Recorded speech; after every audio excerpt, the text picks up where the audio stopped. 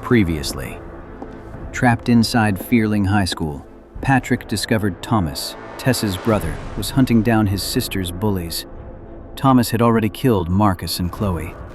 Now Thomas has exposed Anna as the ringleader and is preparing to end her.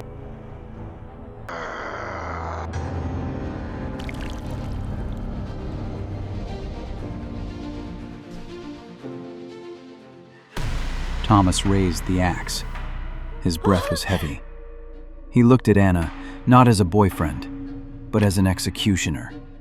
That cold smile was the answer to everything. He had gotten the truth from Patrick, and now it was time for the final sentence. But another sound rang out. Not the sound of metal hitting flesh, but of metal hitting metal. Thomas froze. His axe had been stopped. Bridget stood there, holding a large hammer, blocking the attack.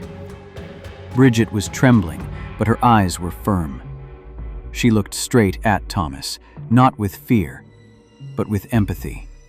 But words could not stop the Avenger. Thomas shoved hard, the strength of a madman easily overpowering Bridget. She slammed into the wall, helpless. The path to Anna was clear once more.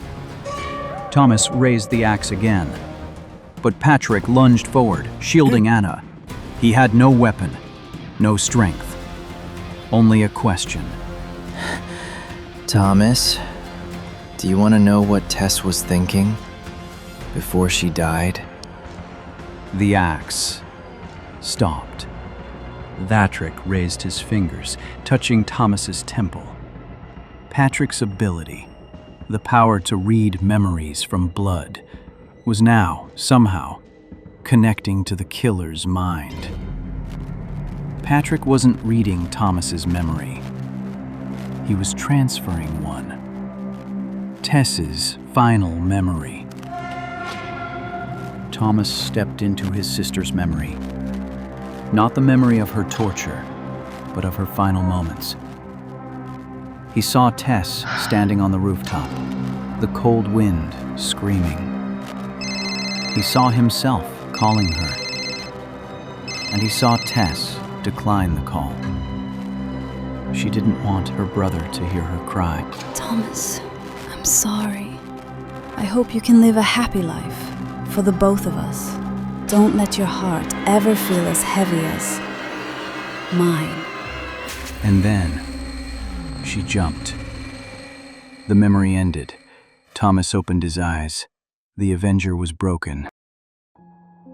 Even if you kill this entire school, Tess isn't coming back. Stop. What she wanted wasn't revenge. Thomas threw the axe to the ground. He collapsed, hands covering his face. The sobs of a brother who had lost everything echoed down the hall.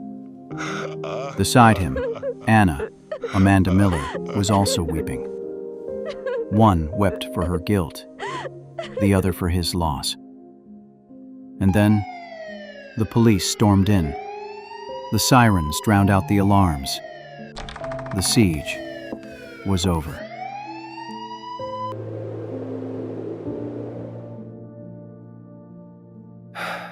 He kidnapped me, tied me up in the supervisor's office.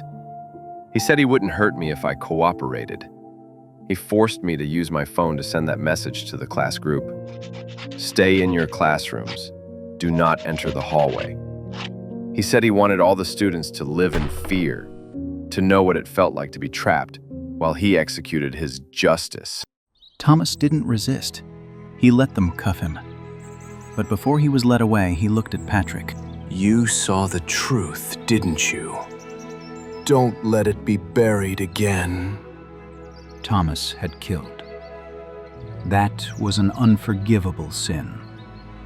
But he was also a victim, a brother who lost his sister to the cruelty of bullying. And Anna, she was remorseful, but remorse could not erase what happened to Tess. In this case, there were no winners, only painful memories and the echoes of sins that were never washed away.